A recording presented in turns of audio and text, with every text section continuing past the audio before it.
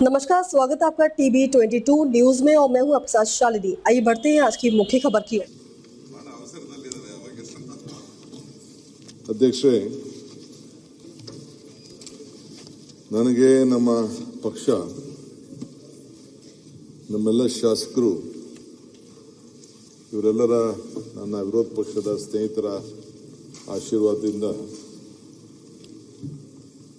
ಮೊದಲ ಬಾರಿಗೆ ಬಹಳ ವರ್ಷದ ನಂತರ ಈ ಸ್ಥಾನದಲ್ಲಿ ಕೂರಿಸಿದ್ದಾರೆ. ಇವತ್ತು ನಮ್ಮ ಅಶೋಕ್ ಹೇಳ್ದಂಗೆ ಇದು ನಮ್ಮ ಹೊಸ ಸರ್ಕಾರಕ್ಕೆ ಸಂತೋಷವಾದಂಥ ದಿನ. ನನಗೆ ವೈಯಕ್ತಿಕವಾಗಿ ಬಹಳ ಅತಿ ದುಃಖವಾದಂಥ ದಿನ. ಹುಟ್ಟುವಾಗ ಮಗು ಅಳ್ತಾ ಇರ್ತದೆ, ಸಮಾಜ ಬಹಳ ಸಂತೋಷ ಪಡ್ತದೆ. ಆ ಮಗು ಸಾಧನೆ ಮಾಡಿ ಸತ್ತಾಗ ಮಗು ಸಂತೋಷವಾಗಿರ್ತದೆ, ಸಮಾಜ ಅಳ್ತಾ ಇರ್ತದೆ. ಈ ಮಧ್ಯದಲ್ಲಿ ಸಾವಿನ ಯಜಮಾನ ಭಗವಂತ. ಈತ ಜಗತ್ತಿಗೆ ಒಂದು ದೊಡ್ಡ ತೋಟಗಾರವನ್ನೇ ಮಾಡಿದ್ದಾನೆ. ಇವತ್ತು ನಾವು ಆ ತೋಟದಲ್ಲಿ ನಮ್ಮ ಬೀಜಗಳನ್ನು ಬಿತ್ತಿ ಪ್ರತಿಯೊಬ್ಬರ ಜೀವನ ಅದರ ಸ್ವಭಾವ ತಕ್ಕಂತೆ ಬೆಳೆಸಿಕೊಂಡು ಕೊನೆಯ ದಿನ ಸಾವಿನ ರೂಪದಲ್ಲಿ ನಾವು ಕರೆದುಕೊಂಡು ಹೋಗ್ತಾ ಇದ್ದೇವೆ. ನನಗೆ ಇವತ್ತು ಬಹಳ ಮನಸ್ಸಿಗೆ ಸಂತೋಷದ ಜೊತೆಯಲ್ಲಿ ಅತಿ ಹೆಚ್ಚು ನೋವು ಕೂಡ ಆಗ್ತಾ ಇದೆ. ಎಲ್ಲ ನನ್ನ ಸ್ನೇಹಿತರಿಗೆಲ್ಲ ಕೂಡ ಅರಿವಿದೆ. ಇವತ್ತು ನನ್ನ ಮಿತ್ರರಾದಂಥ ಸುಧಾಕರ್ ಅವರು ನನ್ನ ಆತ್ಮೀಯ ಗೆಳೆಯರಾಗಿದ್ದರು. ನನ್ನ ವಯಸ್ಸೇ. ಆತನ ಕೊನೆ ಉಸಿರು ಇಷ್ಟು ಜೊತೆಯಲ್ಲಿ ಇಷ್ಟು ಜಲ್ದಿ ಆಗ್ತದೆ ಅಂತೇಳಿ ನೀವು ಯಾರೂ ಬಯಸಿರಲಿಲ್ಲ. ನನ್ನನ್ನು ಈ ಸ್ಥಾನದಲ್ಲಿ ನೋಡಬೇಕು ಅಂತೇಳಿ ಬಹಳ ಆಸೆ ಪಟ್ಟಂತ ಒಬ್ಬ ಆತ್ಮೀಯ.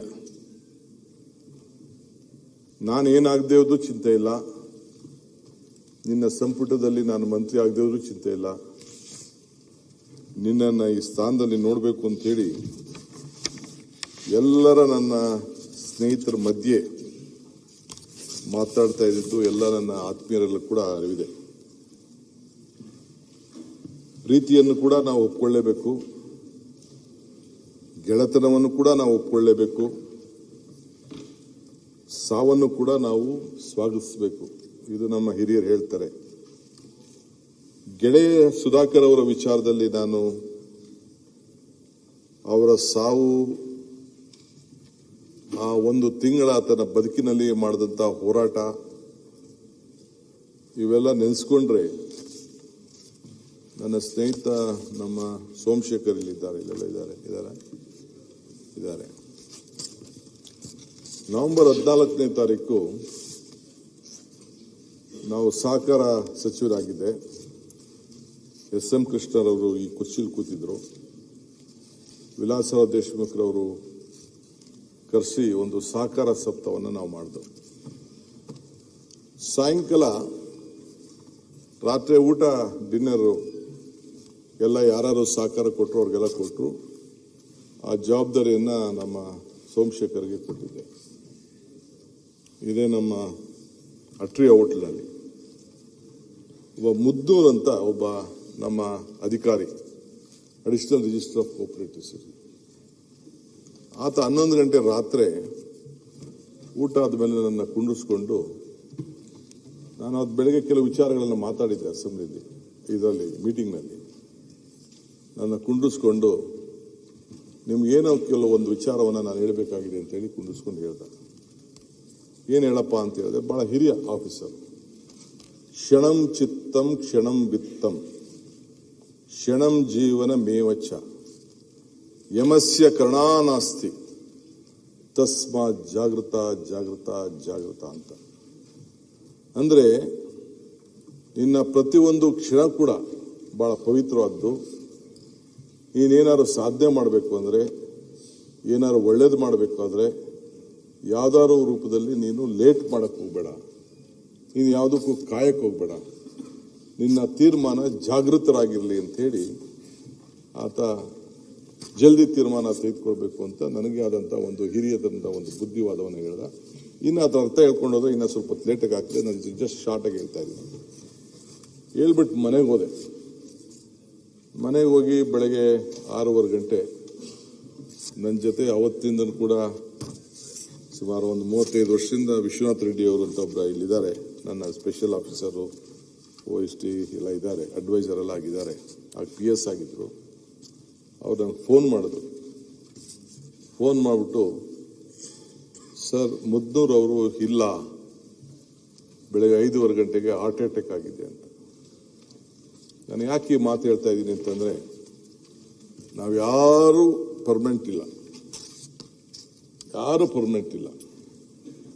ಸೊ ಇವತ್ತು ನಮ್ಮ ಗೆಳೆಯ ಸುಧಾಕರ್ ಅವರಲ್ಲಿ ಕೂಡ ನನಗೆ ಅಪಾರವಾದಂಥ, ನಾನು ಇಷ್ಟು ಜಲ್ದಿ ಆತನ ಅಭ್ಯಾಸ ಕೂಡ ನನಗೆ ಅಷ್ಟು ಭಾಳ ಆತ್ಮೀಯನಾಗಿದ್ರು ಕೂಡ ಅರಿವಿರಲಿಲ್ಲ ನನಗೆ. ಬರೀ ಕಾಲ್ ಆಪರೇಷನ್ ಮಾಡಿಸ್ಕೊಂಡು ಹೋಗ್ತೀನಿ ಅಂತೇಳಿ ನಮ್ಮ ಕೆಲವು ಸ್ನೇಹಿತರು ಡಾಕ್ಟರ್ಗಳು 1-2-3 ಜನ ಸೇರಿ ಹೋಗಿ ಸೇರ್ಕೊಂಡಿದ್ದಷ್ಟೇ. ನೋಡಿದ್ರೆ 3ನೇ ದಿನ 4ನೇ ದಿನ ಆತ ಸಿಗರೇಟ್ ಸೇರ್ತಾನೆ ಅನ್ನೋದು ಕೂಡ ನನಗೆ ಗೊತ್ತಿಲ್ಲ. ಸಿಗರೇಟ್ ಸೇರೋ ಅಭ್ಯಾಸ ಕೂಡ ಐತಂತೆ. ಸಾಯಂಕಾಲ ಸೇರ್ತಿದ್ದವು ಕೆಲವು ಸಂದರ್ಭದಲ್ಲಿ. ಆಗ ಬೇಕಾದಷ್ಟು ಚರ್ಚೆಗಳು ವಿಚಾರಗಳೆಲ್ಲ ನಡೀತಾ ಇತ್ತು. ಬಹಳ ಪ್ರಯತ್ನ ಮಾಡ್ದು ಆತನ ಉಳಿಸ್ಕೊಳ್ಬೇಕು ಅಂತೇಳಿ, ಬೇಕಾದಷ್ಟು ಹತ್ರ ಚರ್ಚೆ ಮಾಡ್ದು. ಸೊ ಕೊನೆಗೆ ಆತ ಕೊನೆ ಉಸಿರು ಎಳಿಬೇಕಾಯ್ತು. ಸೊ ಸರ್ಕಾರ ಅವರಿಗೆ ಏನು ಗೌರವ ಕೊಡಬೇಕು ಕೊಟ್ಟು, ಅದು ಮುಖ್ಯ ಅಲ್ಲ. ಅದೇ ಸಾವನ್ನ ಬಹಳ ಕಷ್ಟದಿಂದ ಆತ ಒಪ್ಕೊಳ್ಬೇಕಾದಂಥ ಒಂದು ಪರಿಸ್ಥಿತಿ ಬಂತು. ಕೃಷ್ಣ ಯಾವಾಗಲೂ ಕೂಡ ಸಾವನ್ನ ಒಪ್ಪಲೇಬೇಕು ಅನ್ನೋದನ್ನ ನಮಗೆ ಮಾರ್ಗದರ್ಶನ ಕೊಟ್ಟಿದ್ದಾರೆ. ಬುದ್ಧರವರು ಸಾವನ್ನ ಉಳ್ಕೊಂಡು ಹೋಗ್ಬೇಕು ನೀವು ಅಂತ ಹೇಳ್ತಾರೆ. ಸಾವಿಲ್ಲದೆ ಮನೆಯೇ ಇಲ್ಲ, ಸಾಸಿವೆ ತೆಗೆದುಕೊಂಡು ಸಾವಿಲ್ಲದೆ ಹೋದ ಮನೆಯಲ್ಲಿ ಅಂತೇಳಿ ನಮಗೆ ಮಾರ್ಗದರ್ಶನ ಕೊಟ್ಟದ್ದು ಕೂಡ ನಾವೆಲ್ಲ ನೋಡಿದ್ದೇವೆ. ಆದರೆ ಈ ಸಂದರ್ಭದಲ್ಲಿ ಹುಟ್ಟು ನಮ್ಮದು ಅಲ್ಲ, ಸಾವು ನಮ್ಮದಲ್ಲ, ಇದರ ನಡುವೆ ಬದುಕು ಬರುವುದು ಮಾತ್ರ ನಮ್ಮದು ಅನ್ನೋದು ಕೂಡ ನಾವೆಲ್ಲ ಅರ್ಥಕೊಳ್ಬೇಕಾಗಿದೆ. ನಾನು ಗೆಳೆಯ ಸುಧಾಕರ್ ಅವರ ಮರಣದಲ್ಲಿ ಸಾರ್ಥಕತೆಯನ್ನು ಕೂಡ ನಾನು ಕಂಡಿದ್ದೇನೆ. ಅವರೊಬ್ಬ ಸೌಮ್ಯ ಸ್ವಭಾವದ ಹಸನ್ಮುಖದ ಒಬ್ಬ ದೊಡ್ಡ ರಾಜಕಾರಣಿ. ನಾವು ಭಾರತ್ ಜೋಡೋ ಯಾತ್ರೆ ಮಾಡ್ತಿದ್ದೋ, ತಾವು ಕೂಡ ಇದ್ದೀರಿ, ತಾವದೇ ಪಾರ್ಲಿಮೆಂಟ್ ಕ್ಷೇತ್ರದಲ್ಲಿ ಇದ್ದೀರಿ. ಅವತ್ತು ಭೀಕರವಾದಂತಹ ಮಳೆ ನಮ್ಮ ಯಾತ್ರೆಗೆ ದೊಡ್ಡ ಅಡಚಣೆ. ಇಡೀ ತನ್ನ ಸೈನ್ಯವನ್ನ, ಕಾರ್ಯಕರ್ತರನ್ನ ಕಟ್ಕೊಂಡು ಆ ಜಿಲ್ಲೆಯಲ್ಲಿ ಎಲ್ಲರೂ ಕೂಡ ವಿಶ್ವಾಸಕ್ಕೆ ತೆಗೆದುಕೊಂಡು ಅವತ್ತು ರಾತ್ರಿಯಲ್ಲಿ ಪಟ್ಟಂತ ಶ್ರಮ ಇಡೀ ನಮ್ಮ ಕಾರ್ಯಕರ್ತರಿಗೆ ಒಂದು ದೊಡ್ಡ ಸಣ್ಣ ಕೋಮು ಜೈನ್ ಸಮುದಾಯ, ಏನ ಅವರ ಚಿಕ್ಕಪ್ಪ ಕೂಡ ಇದ್ರು, ಆತರು ಕೂಡ ರಾಜಕಾರಣ ಇದ್ರು, ರಂಗನಾಥ್ ಅವರ ಕ್ಷೇತ್ರದಲ್ಲಿ ಇವತ್ತು ಪ್ರತಿಷ್ಠಿಸ್ತಾ ಇದ್ರು. ಅಂತ ರಾಜಕಾರಣಿ ಬಹುಶಃ ಎಲ್ಲರೂ ಕೂಡ ಒಟ್ಟಿಗೆ ತೆಗೆದುಕೊಂಡೋಗಿ ರಾಜಕಾರಣವನ್ನು ಮಾಡಿದ್ದು ನಾವೆಲ್ಲ ನೋಡಿದ್ದೇವೆ. ಇವತ್ತು ಬಹಳ ದೊಡ್ಡ ಜವಾಬ್ದಾರಿಯನ್ನು ಹೊತ್ತು ಆ ಕಷ್ಟ ಕಾಲದಲ್ಲಿ ಇಡೀ ರಾತ್ರಿ ಅವನು ಪಟ್ಟಂತ ಶ್ರಮ, ಅದನ್ನು ನೆನೆಸ್ಕೊಂಡು ರಾಹುಲ್ ಗಾಂಧಿ ಅವರು ನನಗೆ ಫೋನ್ ಮಾಡಿ, ಇಲ್ಲ ನಾನು ಆ ಕುಟುಂಬದ ಜೊತೆ ಮಾತಾಡಬೇಕು ಅಂತೇಳಿ ನನ್ನ ಫೋನಿಂದನೇ ಅವ್ರಿಗೆ, ಕುಟುಂಬದವ್ರಿಗೆ ಮಾತಾಡಿ ಅವತ್ತು ಸಾಂತ್ವನ ಕೂಡ ಹೇಳಿದರು. ಸೊ ಅವರ ಮೂರ್ತಿ ಚಿಕ್ಕದಾದ್ರೂ ಕೂಡ ಕೀರ್ತಿ ಬಹಳ ದೊಡ್ಡದು ಅನ್ನೋದನ್ನ ಆ ಕ್ಷೇತ್ರದ ಅಪಾರ ಜನ, ಜಿಲ್ಲೆಯವರೆಲ್ಲ ಕೂಡ ಇವತ್ತು ಸ್ಮರಿಸ್ಕೊಳ್ತಾರೆ. ಏನೇ ಅವ್ರಿಗೆ 2 ಪೋರ್ಟ್ಫೋಲಿಯೋ ಕೊಟ್ಟಿದ್ದು, ಪ್ಲಾನಿಂಗ್ ಸ್ಟ್ಯಾಟಿಸ್ಟಿಕ್ಸ್ ಮತ್ತು ಮುಜರಾಯ್. ಆಮೇಲೆ ನಾನೇ ರಾಮಲಿಂಗಾರೆಡ್ಡಿ ಅವ್ರಿಗೆ ಹೋಗಿ ರಿಕ್ವೆಸ್ಟ್ ಮಾಡಿಕೊಂಡೆ, ಅವ್ರದ್ದೇನೋ ಸ್ವಲ್ಪ ಮುನ್ಸಿತ್ತು. ಆಗ ನಾನು ಹೋಗಿದ ತಕ್ಷಣ ಆ ಮುಜರಾಯ್ ತೆಗೆದ್ಬಿಟ್ಟು ರಾಮಲಿಂಗಾರೆಡ್ಡಿ ಕೊಟ್ಟೆ. ಒಂದು ಮಾತು ಕೂಡ ಆಡಲಿಲ್ಲ. ನಿನಗೋಸ್ಕರ ನಾನು ಪೋರ್ಟ್ಫೋಲಿಯೋನೇ ಇಲ್ಲದೆ ನನ್ನ ಕೆಲಸವನ್ನು ಮಾಡಲಿಕ್ಕೆ ನಾನು ಬದ್ಧನಾಗಿದ್ದೇನೆ ಅನ್ನೋ ಒಂದು ಶಿಸ್ತು ನನ್ನ ಮಿತ್ರ, ಆತ್ಮೀಯ ಮಿತ್ರ ಸುಧಾಕರ್ ಅವರಲ್ಲಿತ್ತು. ಅವರು ನೀರಾವರಿ ಅಭಿವೃದ್ಧಿಗೋಸ್ಕರ ಒಂದು ದೊಡ್ಡ ಕನಸನ್ನ ಕಂಡಿದ್ದರು. ಹುಟ್ಟಿದ ಮೇಲೆ ಸಾವು ಖಚಿತ. ನಾನು ಆಗಾಗ ಹೇಳ್ತಾ ಇರ್ತೀನಿ, ಮನುಷ್ಯನ ಹುಟ್ಟು ಆಕಸ್ಮಿಕವಾದ್ದು, ಸಾವು ಅನಿವಾರ್ಯ, ಜನನ ಉಚಿತ, ಮರಣ ಖಚಿತ ಅಂತ ಅನೇಕ ಸಂದರ್ಭದಲ್ಲಿ ಇಲ್ಲಿ ನಾನು ಮಾತಾಡಿದ್ದೇನೆ. ಸೊ ಇವತ್ತು ಹುಟ್ಟಿದ ಮೇಲೆ ಸಾವು ಖಚಿತ, ಶೋಕ ಮಾಡಬೇಕಾದ್ದು ಕರ್ತವ್ಯ, ಅದೇನು ಪ್ರಯೋಜನ ಇಲ್ಲ. ಆದರೆ ಅವರ ಪ್ರಮುಖವಾದಂಥ ಕನಸುಗಳು, ಯೋಜನೆಗಳು ಆ ಜಿಲ್ಲೆಗೆ, ನೀರಾವರಿಗೆ ತಮ್ಮ ಜೊತೆಯಲ್ಲಿ ಕೈ ಜೋಡಿಸಿ ನೀರಾವರಿಗೆ ಏನು ಮಾಡಿದಂಥ ಶ್ರಮ ಇದೆಯಲ್ಲ, ಅದು ನಿಜವಾಗ್ಲೂ ನಾನು ಒಪ್ಪಲೇಬೇಕಾದ್ದು. ಪ್ರತಿ ಹಂತದಲ್ಲೂ ಕೂಡ ನನ್ನ ಕೊನೆಗೆ ಆ ಜಿಲ್ಲೆಯಲ್ಲಿರುವಂಥ ಒಂದು ನೀರಾವರಿ ಯೋಜನೆಗೆ ನನ್ನ ಕೈಯಲ್ಲಿ ಹೋಗಿ ಟ್ರಯಲ್ ರನ್ ಮಾಡಿಸ್ಬೇಕು ಅಂತೇಳಿ ಅವರು, ರಘುಮೂರ್ತಿಯವರು, ನಮ್ಮ ಪಪ್ಪಿಯವರು, ನಮ್ಮ ಗೋವಿಂದಪ್ಪನವರು, ಗೋಪಾಲ್ ಕೃಷ್ಣ ಅವರೆಲ್ಲ ಕೂಡ ನನ್ನ ಕರ್ಕೊಂಡೋಗಿ ಬಹಳ ದೊಡ್ಡ ಪ್ರಯತ್ನ ಮಾಡಿದ್ರು. ಬಟ್ ಆ ಟ್ರಯಲ್ ರನ್ನ ನನ್ನ ಕೈಲಿ ಅವರು ಬದುಕಿದಾಗ ಮಾಡೋಕ್ಕಾಗಲಿಲ್ಲ.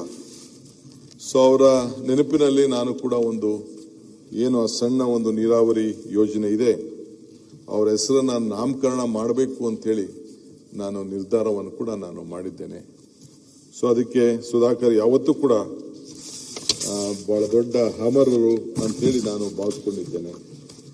ಹಿರಿಯರು ಹೇಳ್ತಾರೆ, ಕೊರಗಲೇಕೆ ಮರಗಲೇಕೆ, ಹುಟ್ಟಿ ಬದ್ದದ್ದೇಕೆ ಹಳಲೇಕೆ, ಸುಖವೇ ಬರಲಿ ದುಃಖವೇ ಬರಲಿ, ರೋಗ ಭೋಗವೇ ಇರಲಿ, ಎಲ್ಲ ಹೊತ್ತು ಋಣ ತೆತ್ತು ಮುಂದಿನ ಪುಣ್ಯದ ಬೀಜ ಬಿತ್ತು ಅಂತೇಳಿ, ಹಂಗೆ ನನ್ನ ಆತನ ಸಾವಿನ ಯಜಮಾನ ಇವತ್ತು ಭಗವಂತ.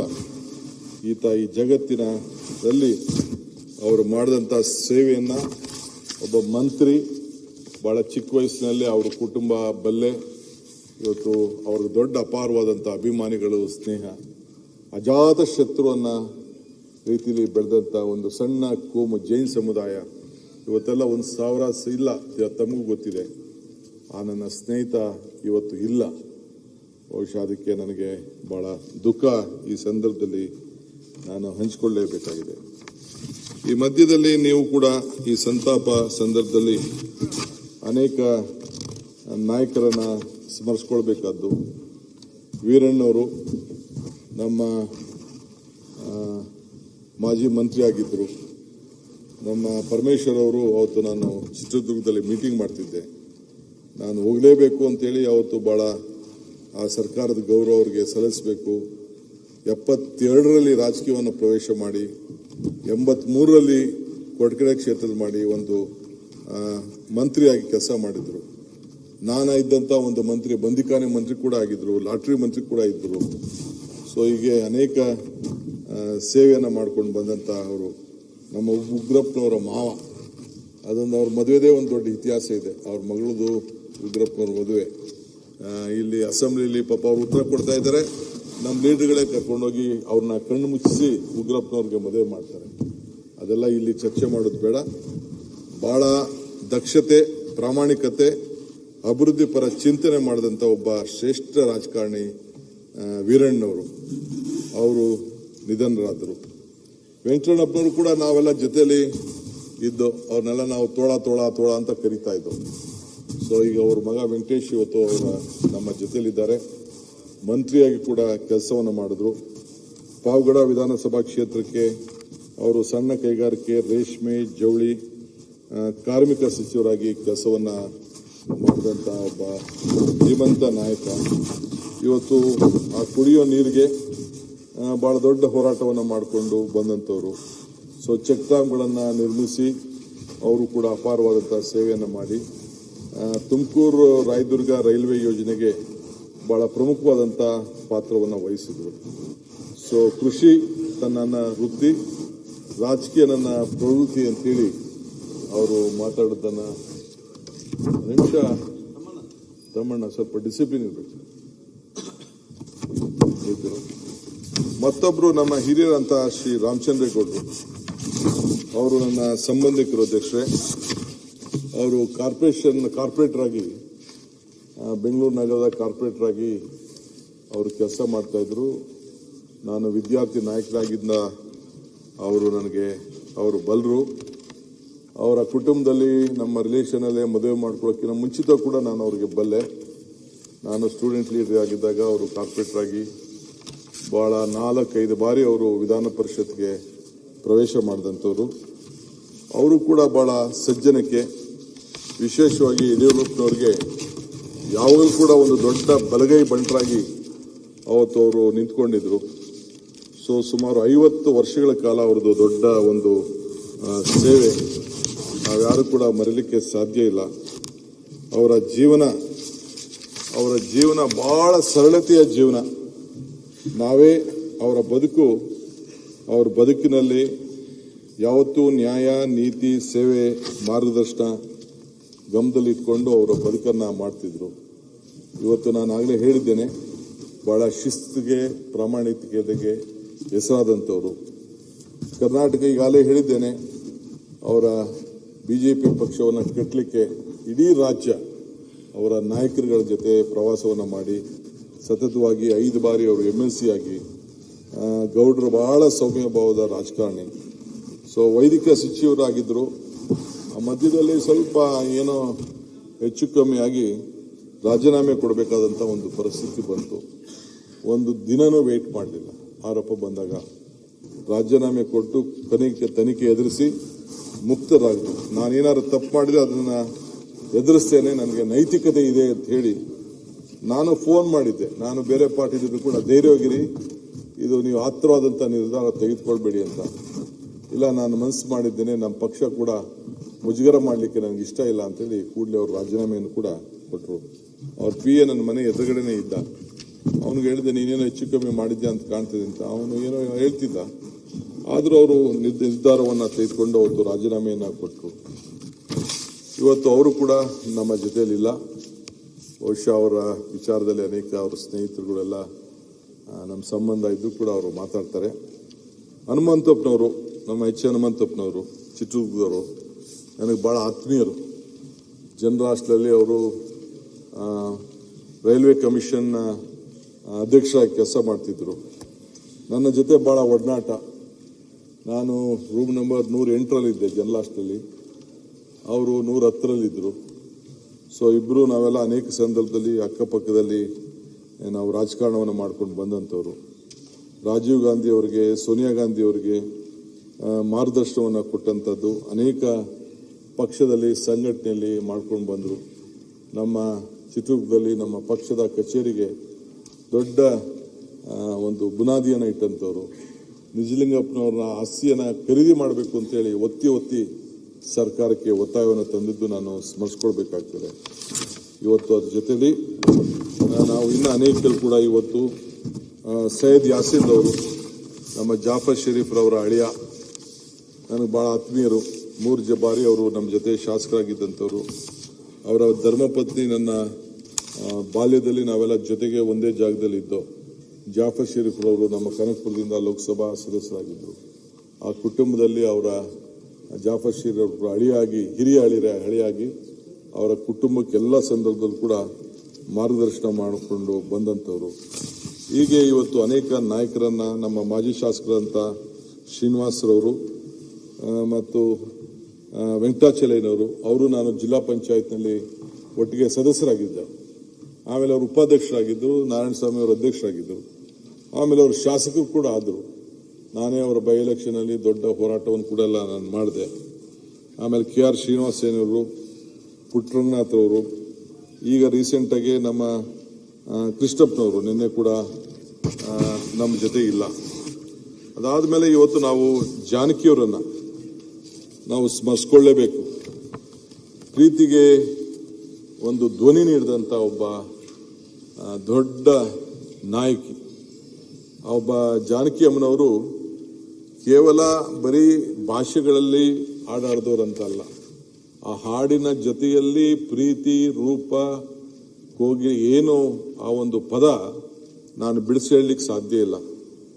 ಪ್ರೀತಿಗೂ ಧ್ವನಿ ನೀಡಿದವರು, ನೋವು ಧ್ವನಿ ನೀಡಿದವರು, ಭಕ್ತಿಗೂ ಧ್ವನಿ ನೀಡಿದಂಥವ್ರು, ತಾಯಿತನಕ್ಕೂ ಧ್ವನಿ ನೀಡಿದವರು, ಸಂತೋಷಕ್ಕೂ ಧ್ವನಿ ನೀಡಿದಂಥ ಒಬ್ಬ ಗಾನ ಕೋಗಿಲೆ.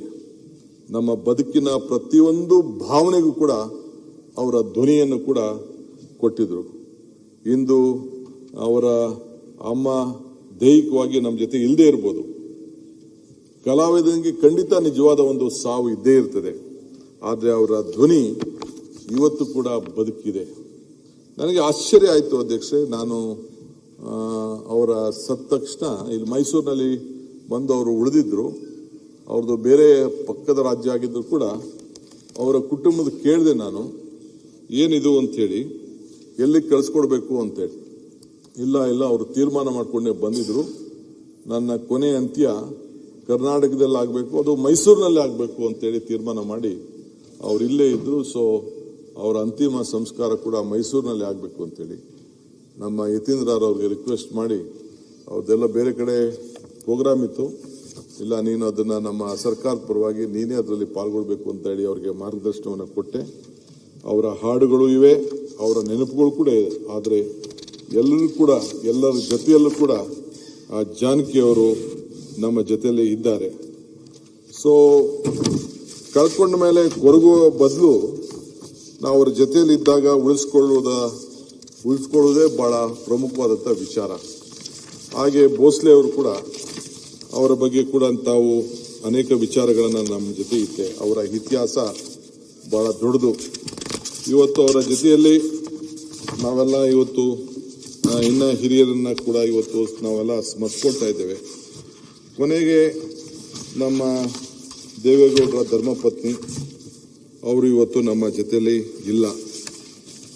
ಇವತ್ತು ಅವರು ಕೂಡ ಬಹಳ ಈ ರಾಷ್ಟ್ರದ ರಾಜಕಾರಣ ಜೊತೆಯಲ್ಲಿ ಬಹಳ ಸರಳತೆಗೆ, ಒಂದು ಹೆಣ್ಣುಮಗಳು ಒಂದು ರಾಜಕಾರಣಿ ಮನೆಯಲ್ಲಿ ಯಾವ ರೀತಿ ಇರಬೇಕು ಅನ್ನೋದಕ್ಕೆ ಶ್ರೀಮತಿ ಚೆನ್ನಮ್ಮನವರು ಸಾಕ್ಷಿ.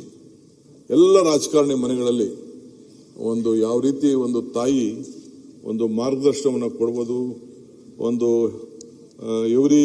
Behind every man there will be a successful, ಒಂದು ಹೆಣ್ಣಿದೆ ಅನ್ನೋದನ್ನ ಎಲ್ಲರೂ ಕೂಡ ಹೇಳ್ತಾರೆ. ಹಂಗೆ ಪ್ರತಿ ಸಂದರ್ಭದಲ್ಲೂ ಕೂಡ ದೇವೇಗೌಡರ ಜೊತೆಯಲ್ಲಿ ಅವರ ಕುಟುಂಬದ ಹೊಳಪಿಗೆ ಪ್ರತಿಯೊಂದಕ್ಕೂ ಕೂಡ ಒಂದು ತ್ಯಾಗದ ಹೆಣ್ಣು ನಮ್ಮ ಚೆನ್ನಮ್ಮನವರು ಅಂತ ಹೇಳ್ಕೊಳ್ಳಿಕ್ಕೆ ನಮ್ಮೆಲ್ಲರೂ ಕೂಡ ಬಹಳ ಸಂತೋಷ ಆಗ್ತದೆ.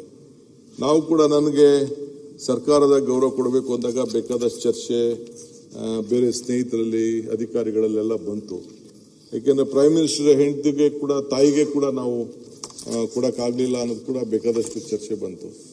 ಆದರೆ ನಾನು ದಿಟ್ಟವಾದಂಥ ತೀರ್ಮಾನ ತೆಗೆದುಕೊಂಡು ನಮ್ಮ ಅಧಿಕಾರಿಗಳು ಹೇಳಿದೆ, ನಾವು ವಿವೇಕಾನಂದ ಹೇಳ್ತಾರೆ, be bold hearted when you are defeated, be large hearted when you are victorious ಅಂತ. ಹಂಗೆ ನಮಗೆ ಅಧಿಕಾರ ಇದ್ದಾಗ ಹೃದಯ ಶ್ರೀಮಂತಿಕೆಯನ್ನು ತೋರಿಸ್ಬೇಕು.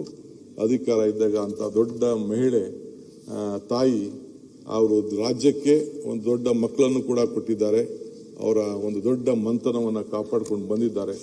ಆ ಸರಳತೆಗೆ ನಾವು ಗೌರವವನ್ನು ಕೊಡಬೇಕಾದ್ದು ಒಂದು ಮಾದರಿಯಾದಂಥ ಒಂದು ಹೆಣ್ಮಗಳು. ಅಧಿಕಾರ ಇಲ್ಲದೆ ಹೋಗಿದ್ರು ಕೂಡ ಆತನ ಪ್ರತಿಯೊಬ್ಬ ಅವರ ಕುಟುಂಬದ ರಾಜಕಾರಣ ಸಾರ್ವಜನಿಕ ಸೇವೆಗೆ ಒಂದು ದೊಡ್ಡ ಹೆಸರನ್ನು ಪಡ್ಕೊಂಡಿದ್ದಾರೆ. ಅದಕ್ಕೆ ನಾವು ಗೌರವ ಕೊಡಲೇಬೇಕು ಅಂತೇಳಿ ನಾವೆಲ್ಲ ಅವರಿಗೆ ಅತಿ ಹೆಚ್ಚು ಗೌರವವನ್ನು ಕೊಟ್ಟಿದ್ದೇವೆ. ಆ ತಾಯಿ ಆತ್ಮಕ್ಕೂ ಕೂಡ ಶಾಂತಿ ಸಿಗಲಿ. ಇವತ್ತು ನಾವೆಲ್ಲ ಕೂಡ ಈಗಾಗಲೇ ನಾನು ಹೇಳಿದ್ದೇನೆ, ಸಾವುಗಳಿಗೆ ಯಾರು ಕೇಳಿ ಬರುವುದಿಲ್ಲ. ಅತಿಥಿಯಾಗಿ ನಾಳೆ ಬನ್ನಿ ಎನ್ಬೋದು, ಆದರೆ ಸಾವಿಗೆ ನಾಳೆ ಎನ್ನಲು ಸಾಧ್ಯ ಇಲ್ಲ. ಸೊ ಅದರಿಂದ ಸಾವು ಯಾವಾಗ ಬರ್ತದೋ ನಾವೆಲ್ಲರೂ ಕೂಡ ಬಹಳ ಸಂತೋಷದಿಂದನೇ ಸ್ವೀಕಾರ ಮಾಡಬೇಕು. ದುಃಖ ಬರ್ತದೆ, ದುಃಖ ನೆನಪುಗಳನ್ನು ನೋಡಿದಾಗ ಭಾವನೆಗಳನ್ನು ಆತ್ಮೀಯತೆಯಲ್ಲಿ ಬರ್ತದೆ. ಸೊ ಅದರಿಂದ ಇವತ್ತು ನಾವು ಎಲ್ಲರೂ ಕೂಡ ಇವರೆಲ್ಲರ ಆತ್ಮಕ್ಕೆ, ಕೊನೆಗೆ ನಮ್ಮ ಕೃಷ್ಣಪ್ಪನವರು ಕೂಡ ಐ ಥಿಂಕ್ ನಿನ್ನೆ ಅವ್ರು ತೀರ್ಕೊಂಡ್ರು ಅಂತ ಗೊತ್ತು ನನಗೆ, ಬನ್ನೂರು ಕೃಷ್ಣಪ್ಪನವರು ಅವರು ಕೂಡ ನಮ್ಮ ಜೊತೆ ಶಾಸಕರಾಗಿದ್ದರು. ಹಿಂಗೆ ಎಲ್ಲ ಧೀಮಂತ ನಾಯಕರುಗಳು ಶಾಸಕರುಗಳು ನಮ್ಮ ಜೊತೆ ಸೇವೆ ಮಾಡಿದಂಥವ್ರು ಎಲ್ಲ ಕೂಡ ಇವತ್ತು ಅವರು ನಮ್ಮ ಜೊತೆಯಲ್ಲಿಲ್ಲ. ಅವರ ಆತ್ಮಕ್ಕೆ ಶಾಂತಿ ಸಿಗಲಿ. ಚಂದ್ರಶೇಖರಪ್ಪನವರು ಇರ್ಬೋದು, ಅವರು ಕೂಡ ನಮ್ಮ ಜೊತೆ ಶಾಸಕರಾಗಿ ಕೆಲಸವನ್ನು ಮಾಡಿದ್ದಾರೆ ಶಿವಮೊಗ್ಗದಿಂದ. ಅವರು ಕೂಡ ನಮ್ಮ ಪಕ್ಷದಲ್ಲಿ ಅನೇಕ ಕೆಲಸಗಳಲ್ಲಿ ನಮ್ಮ ಜೊತೆಯಲ್ಲಿ ತೊಡ್ಕೊಂಡಿದ್ರು. ಅವರ ಮಗ ಕೂಡ ಇವತ್ತು ನಮ್ಮ ಜೊತೆ, ಮೊನ್ನೆ ನಾವು ಲಾಸ್ಟ್ ಟೈಮು ಅಸೆಂಬ್ಲಿ ಟಿಕೆಟ್ ಕೊಟ್ಟಿದ್ದು, ಆತ ಸೋತ. ಶ್ರೀನಿವಾಸಯ್ಯನವರು ಕೂಡ ಭಾಳ ಹತ್ತಿರದಿಂದ ಬಲ್ಲೆ, ನಾನು ಪುಟ್ಟರಂಗನಾಥ್ ಅವರು ಕೂಡ ಹತ್ತಿರದಿಂದ ಬಂದೆ. ಅವರು ಕೂಡ 11ನೇ ವಿಧಾನಸಭೆಯಲ್ಲಿ ಶಾಸಕರಾಗಿ ನಮ್ಮ ಜೊತೆಯಲ್ಲಿ ಕೆಲಸವನ್ನು ಮಾಡಿದ್ದಾರೆ. ಅವರೆಲ್ಲರ ಆತ್ಮಕ್ಕೆ ಶಾಂತಿ ಸಿಗಲಿ ಅಂತ ಹೇಳಿ ನಾನು ತಮ್ಮ ಪ್ರಾರ್ಥನೆ, ತಮ್ಮ 4 ಮಾತುಗಳನ್ನು ಹೇಳಲಿಕ್ಕೆ ಪ್ರಯತ್ನ ಮಾಡ್ತೀನಿ. ಮುಂದೆ ಕೆಲವು ಅನೇಕ ಸ್ನೇಹಿತರು ವಿರೋಧ ಪಕ್ಷ आपसे मुलाकात, तब तक के लिए नमस्कार और देखते रहिए TB22 न्यूज। ऐसे ही लेटेस्ट अपडेट पाने के लिए हमारे चैनल को सब्सक्राइब करें और तुरंत नोटिफिकेशन पाने के लिए बेल आइकन दबाना ना भूलें। यदि आप हमें फेसबुक या इंस्टा के माध्यम से देख रहे हैं तो हमारे पेज को फॉलो जरूर करें। धन्यवाद।